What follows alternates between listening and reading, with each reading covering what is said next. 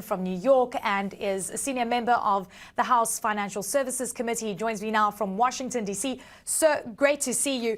Everyone's asking what went wrong. What was the reason behind SVB's collapse? If the Dodd-Frank bill had not been watered down, SVB, as well as Signature Bank, would have been liable to conduct a lot more stress tests. Perhaps something would have been seen far sooner. Red flag would have been noticed. Is that your perspective as well, that part of the reason here is the weakening of regulation? Thank you for having me, first of all. But let me just say that clearly the purpose, that I was a strong supporter for stress testing for all banks, even the regional and small banks, and doing it in a transparent way and in a public way.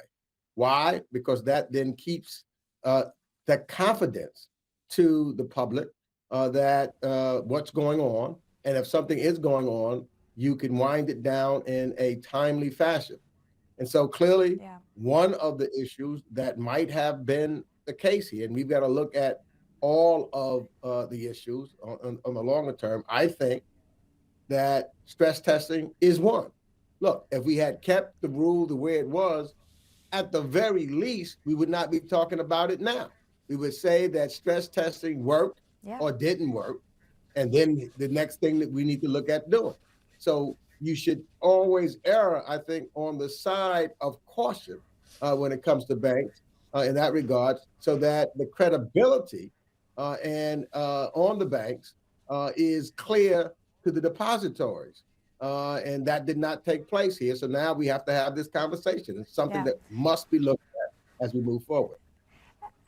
A conversation again, it feels. We learned so many big lessons during the global financial crisis, and that's why stricter regulation came into effect, then watered down. Now there are calls for more regulation, for stricter regulations. Do you see that happening imminently?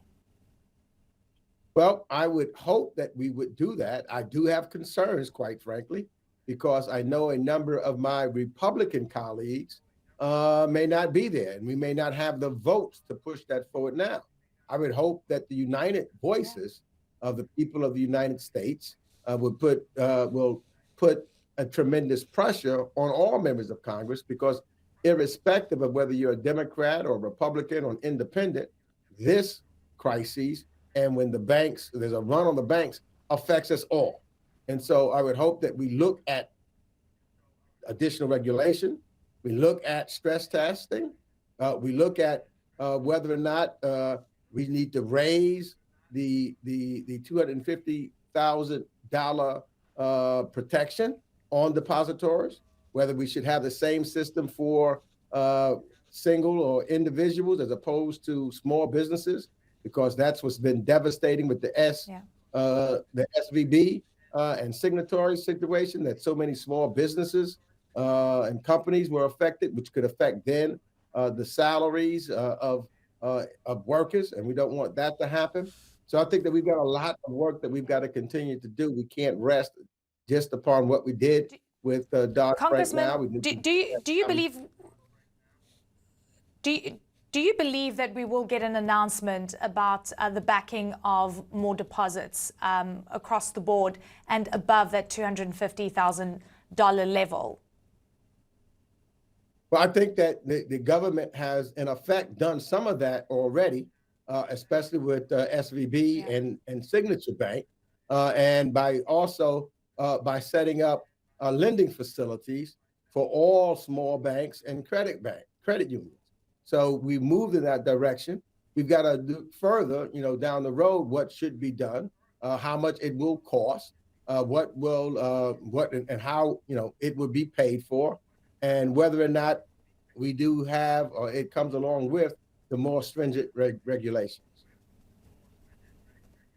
Is there a fear that we might be seeing more cases like SVB and Signature Bank? The question here now arises, if some of the banks were not conducting stress tests after Dodd-Frank was watered down, that we might have other issues brewing. And we also know what impacts higher interest rates have done to the banking sector. Tighter monetary policy seems to be putting stress on the banking system.